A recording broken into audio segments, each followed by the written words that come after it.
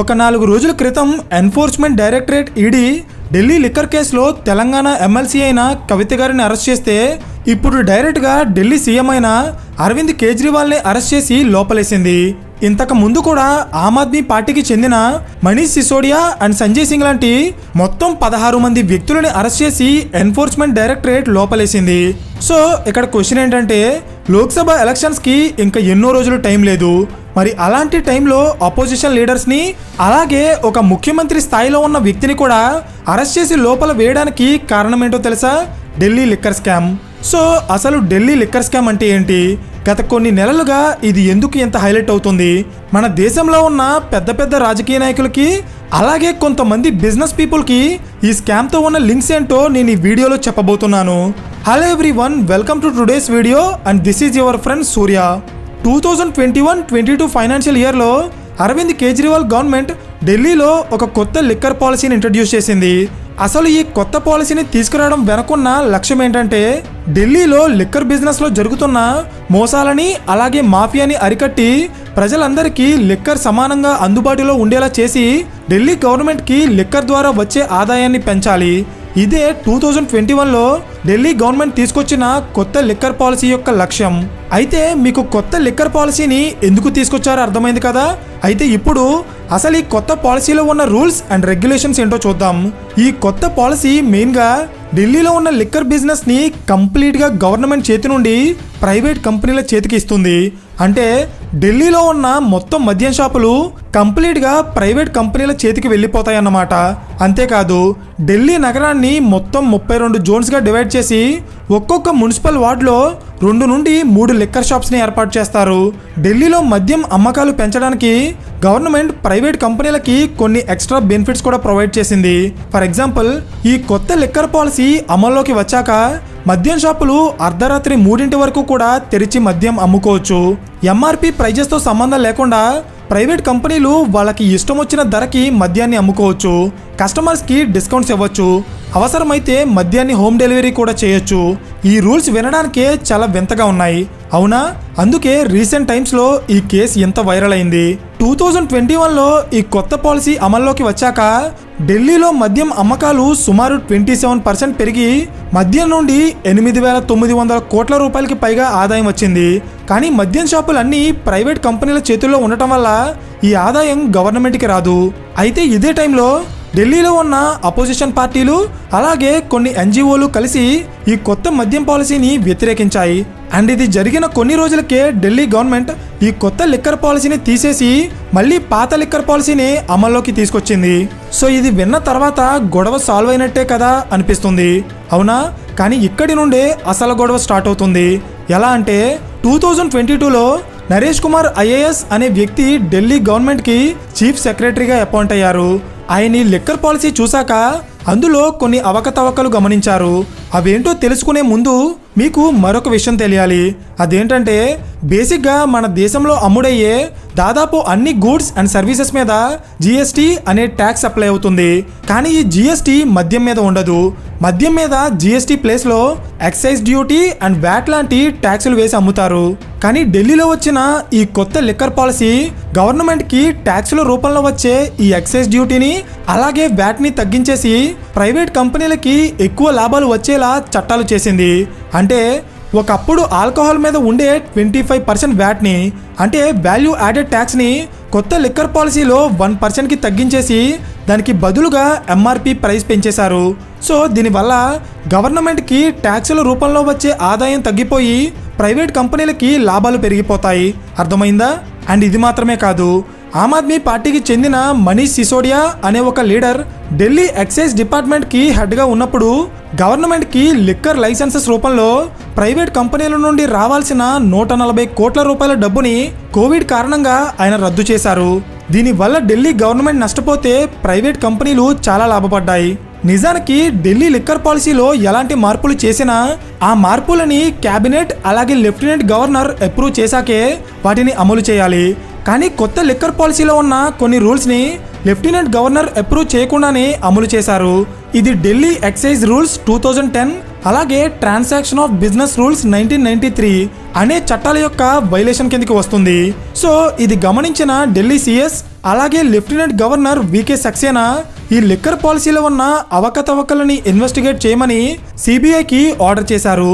CBI అలాగే enforcement directorate ఈ కేసుని టేక్ ఓవర్ చేశాక ఈ స్కామ్లో ఇన్వాల్వ్ అయిన చాలా మంది ఒక్కొక్కరుగా బయటకు వచ్చారు. ఎలా అంటే ఢిల్లీలో మద్యం షాపుల యొక్క లైసెన్సెస్ని కొన్ని ప్రైవేట్ కంపెనీలకి ఇవ్వడానికి ఆమ్ ఆద్మీ పార్టీ యొక్క కమ్యూనికేషన్స్ ఇన్ఛార్జ్ అయిన విజయ్ నాయర్ అనే వ్యక్తి సౌత్ గ్రూప్ నుండి సుమారు 100 కోట్ల రూపాయల డబ్బుని కిక్ బ్యాక్స్ అలాగే కమిషన్స్ రూపంలో తీసుకున్నారని సిబిఐ బయటపెట్టింది. అసలు ఈ సౌత్ గ్రూప్ అంటే ఏంటి అనుకుంటున్నారా? చెప్తా చూడండి. ఢిల్లీలో లిక్కర్ బిజినెస్ చేసి ఎక్కువ లాభాలు సంపాదించడానికి సౌత్ ఇండియాకి చెందిన కొంతమంది వ్యక్తులు ఆమ్ ఆద్మీ పార్టీ నాయకులకి డబ్బులు ఇచ్చారు. ఆ వ్యక్తుల సమూహాన్ని ఎన్ఫోర్స్మెంట్ డైరెక్టరేట్ సౌత్ గ్రూప్గా అనౌన్స్ చేసింది. ఆ సౌత్ గ్రూప్లో ఉన్న ముఖ్యమైన వ్యక్తులు Telangana MLC K Kavitha, Ongole MP M Srinivasulu Reddy, Aurobindo pharma director P Sarath Chandra Reddy and CA Buchibabu. ఈ సౌత్ గ్రూప్కి అలాగే ఆమ్ ఆద్మీ పార్టీ లీడర్స్కి మధ్య మీడియేటర్గా ఉన్నది అరుణ్ పిళ్ళై. సో ఇక్కడ స్కామ్ ఎలా జరిగిందంటే మనం వీడియో స్టార్టింగ్లో మాట్లాడుకున్నట్టే ఢిల్లీ నగరాన్ని మొత్తం 32 జోన్స్గా విడతీశారు. అందులో 30% జోన్స్లో ఉన్న ఆల్కహాల్ బిజినెస్ని ఇండో స్పిరిట్స్ అనే కంపెనీ చేజిక్కించుకుంది. సో ఈ జోన్స్ వాళ్ళకి రావడానికి వాళ్ళు ఆమ్ ఆద్మీ పార్టీకి సుమారు 100 కోట్ల రూపాయలు లంచం ఇచ్చారు. అయితే ఈ ఇండో స్పిరిట్స్ అనే కంపెనీ సమీర్ మహీంద్రు అనే వ్యక్తికి సంబంధించింది. సో ఈ సౌత్ గ్రూప్లో ఉన్న కొంతమంది వ్యక్తులకి కూడా ఈ ఇండో స్పిరిట్స్ అనే కంపెనీలో వాటా ఉంది. అంటే వీళ్ళంతా కూడా ఈ ఇండో స్పిరిట్స్ అనే కంపెనీ ద్వారా ఈ స్కామ్కి పాల్పడ్డారన్నమాట. ఇందులో ఇండైరెక్ట్గా కల్వకుంట్ల కవిత గారు కూడా ఇన్వాల్వ్ అయి ఉన్నారు. ఎలా అంటే కవిత గారికి సంబంధించిన ఒక వ్యక్తికి ఈ ఇండో స్పిరిట్స్ అనే కంపెనీలో వాటా ఉంది. ఆయనే అరుణ్ పిళ్ళై. సో అరుణ్ పిళ్ళైని ఆ కంపెనీలో వాటాదారుడిగా పెట్టింది కవిత గారే. అందుకే ఆమెను రీసెంట్గా ఈడీ అరెస్ట్ చేసింది. అయితే కవిత గారు అరెస్ట్ అయిన కొన్ని రోజుల్లోనే ఢిల్లీ సీఎం అయిన అరవింద్ కేజ్రీవాల్ కూడా అరెస్ట్ అయ్యారు. నిజానికి ఈ కేసులో అరవింద్ కేజ్రీవాల్ చాలా రోజుల నుండి ఈడీ నోటీసులు అందుకుంటున్నారు. అయినా సరే ఆయన ఎప్పుడూ కూడా ఈడీ ఇచ్చిన నోటీసులకి రెస్పాండ్ అవ్వడం కానీ వాళ్ళ ఇన్వెస్టిగేషన్కి కోఆపరేట్ చేయడం కానీ చేయలేదు. పైగా సిబిఐ అండ్ ఈడీ ఈ 2 సంస్థలు కూడా బీజేపీకి హెల్ప్ చేస్తున్నాయని ఆయన చాలా ఎలిగేషన్స్ చేశారు. అంతేకాకుండా అసలు ఢిల్లీ లిక్కర్ పాలసీలో ఎలాంటి స్కాము జరగలేదని, ఇవన్నీ కూడా కేవలం కక్ష సాధింపు చర్యలు మాత్రమే అని ఆరోపించారు. అయితే ఇప్పటికే ఎన్ఫోర్స్మెంట్ డైరెక్టరేట్ అరవింద్ కేజ్రీవాల్కి సుమారు 9 సార్లు సమన్స్ పంపించింది. అయినా కూడా ఆయన రెస్పాండ్ అవ్వకపోవడంతో 21 మార్చ్ అంటే నిన్న evening ED officers Delhi liquor scam గురించి క్వశ్చన్ చేయడానికి అరవింద్ కేజ్రీవాల్ని అరెస్ట్ చేసి లోపలేశారు. సో ఇప్పటి వరకు మనం ఢిల్లీలో జరిగిన లిక్కర్ స్కామ్ గురించి మాత్రమే చూసాం. అయితే ఇప్పుడు ఈ స్కామ్ బయటపడ్డాక దీన్ని ఒక పొలిటికల్ అడ్వాంటేజ్గా మార్చుకోవడానికి చాలా పొలిటికల్ పార్టీలు ట్రై చేస్తున్నాయి. దీనికి రీజన్ ఏంటంటే రీసెంట్ టైమ్స్లో ఆమ్ ఆద్మీ పార్టీ ఇండియాలో చాలా వేగంగా స్ప్రెడ్ అవుతుంది. 2012లో ఢిల్లీలో ఒక చిన్న పొలిటికల్ పార్టీగా స్టార్ట్ అయిన ఈ ఆమ్ ఆద్మీ పార్టీ ఈరోజు పంజాబ్, గుజరాత్, అస్సాం, గోవా, మధ్యప్రదేశ్ అండ్ ఉత్తరప్రదేశ్ లాంటి రాష్ట్రాల్లో గ్రౌండ్ లెవెల్లో వాళ్ళ క్యాడర్ని బిల్డ్ చేసుకుంటూ రీసెంట్ టైమ్స్లో చాలా స్పీడ్గా ఎక్స్పాండ్ అవుతుంది. ఇది ఎలా చెప్తున్నానంటే ఆమ్ ఆద్మీ పార్టీ కేవలం ఢిల్లీ అండ్ పంజాబ్ రాష్ట్రాల్లో గవర్నమెంట్ని ఫామ్ చేయడం మాత్రమే కాదు, వేరే రాష్ట్రాల్లో జరుగుతున్న మున్సిపల్ కార్పొరేషన్ ఎలక్షన్స్లో కూడా ఆ పార్టీ పోటీ చేసి అక్కడ సీట్లు పెంచుకోవడం ద్వారా గ్రౌండ్ లెవెల్లో ఆ పార్టీ వాళ్ళ బలాన్ని పెంచుకుంటుంది. అర్థమైందా? సో మన దేశంలో ఉన్న నేషనల్ పొలిటికల్ పార్టీల గురించి మాట్లాడుకుంటే బీజేపీ అండ్ కాంగ్రెస్ తర్వాత ఆమ్ ఆద్మీ పార్టీయే 3rd ప్లేస్లో ఉంది. అయితే ఈ పార్టీ వల్ల ఎక్కువగా ఎఫెక్ట్ అయ్యేది బీజేపీయే. ఎందుకంటే ఆల్రెడీ కాంగ్రెస్ పార్టీ స్థాపించిన ఇండియా కూటమిలో ఈ ఆమ్ ఆద్మీ పార్టీ జాయిన్ అయింది. అందుకే ఈ 2 పార్టీలు ఎప్పుడూ కూడా ఒకరిని ఒకరు టార్గెట్ చేస్తూ కామెంట్స్ చేసుకుంటారు. ఫర్ ఎగ్జాంపుల్ బీజేపీ ఏ చట్టాన్ని తీసుకొచ్చినా దాన్ని కేజ్రీవాల్ వ్యతిరేకిస్తారు. సేమ్ అలాగే కేజ్రీవాల్ చేసిన ఒక్క తప్పు బయటపడినా ఆయన్ని లాక్ చేయడానికి బీజేపీ కూడా ట్రై చేస్తుంది. ఎందుకంటే మన దేశ రాజకీయాల్లో మెయిన్గా ఎప్పుడు 2 పార్టీలు పోటీ పడుతుంటాయి. ఒకటి కాంగ్రెస్, ఇంకొకటి బీజేపీ. ఒకవేళ అక్కడ ఆమ్ ఆద్మీ పార్టీ ఒక 3rd ఆల్టర్నేటివ్ని క్రియేట్ చేస్తే అప్పుడు ఇండియన్ పాలిటిక్స్ చాలా కాంప్లికేటెడ్గా మారతాయి. అంటే ఏ పార్టీకి కూడా కంప్లీట్గా మెజారిటీ రాకపోవడం, ఒకవేళ గవర్నమెంట్ ఫామ్ చేసినా అది కంప్లీట్గా 5 ఏళ్ల పాటు పరిపాలించకుండా మధ్యలోనే దిగిపోవడం లాంటి సిచ్యువేషన్స్ వస్తాయన్నమాట. అందుకే స్టేట్ పాలిటిక్స్లో అయినా నేషనల్ పాలిటిక్స్లో అయినా ఒక థర్డ్ ఆల్టర్నేటివ్ పార్టీని అంత తొందరగా రానివ్వరు. ఇది మంచా చెడా అనేది పక్కన పెడితే జనరల్గా పొలిటికల్ పార్టీలు ఇలాగే ఆలోచిస్తాయి. అందుకే గత కొన్ని నెలలుగా ఈ ఢిల్లీ లిక్కర్ స్కామ్ అనేది ఇంత ఎక్కువగా న్యూస్లో ఉంది. బికాస్ ఒక పార్టీ దీన్ని సింపతిగా యూజ్ చేసుకుని పవర్లోకి రావాలనుకుంటే మరొక పార్టీ దీన్ని ఒక అడ్వాంటేజ్గా తీసుకుని అపోజిషన్ని ఓడించాలనుకుంటుంది.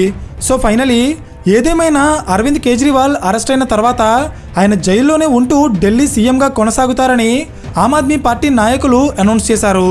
కానీ మోరల్స్ లేకుండా స్కామ్లో ఇన్వాల్వ్ అయినందుకు ఆయన తన సీఎం పదవికి రిజైన్ చేయాలని బీజేపీ డిమాండ్ చేస్తుంది. సో దీని వెనక ఒక పొలిటికల్ గేమ్ ఉందని నేను ఎందుకన్నానో మీకు ఇప్పటికీ అర్థమై ఉంటుంది. ఇప్పుడు ఈ స్కామ్లో నిజంగానే కేజ్రీవాల్ తప్పు చేశారని బయటపడితే అది నెక్స్ట్ మంత్ జరిగే లోక్సభ ఎలక్షన్స్లో ఆ పార్టీ మీద చాలా ప్రభావం చూపిస్తుంది. అలా కాకుండా కేజ్రీవాల్ నిర్దోషిగా బయటపడితే అది ఆ పార్టీకి చాలా అడ్వాంటేజ్గా మారుతుంది. కానీ ఇక్కడ క్వశ్చన్ ఏంటంటే అసలు ఈ కేసు ఎలక్షన్ ముందు సాల్వ్ అవుతుందా లేదా? ఎందుకంటే చాలామంది రాజకీయ నాయకులు ఇన్వాల్వ్ అయిన కేసులు తొందరగా సాల్వ్ అవ్వవు.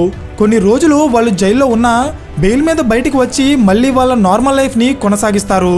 సో ఇప్పుడు కేజ్రీవాల్ విషయంలో ఏం జరుగుతుందని మీరు అనుకుంటున్నారో కింద కామెంట్ చేయండి. అండ్ ఈ వీడియో మీకు ఇన్ఫర్మేటివ్గా అనిపిస్తే ఖచ్చితంగా లైక్ చేసి ఇలాంటి మరిన్ని పొలిటికల్ కేస్ స్టడీస్ కోసం ఛానల్ని సబ్స్క్రైబ్ చేయండి. So thank you for watching and I will see you in the next video. Till then, this is your friend Surya signing off.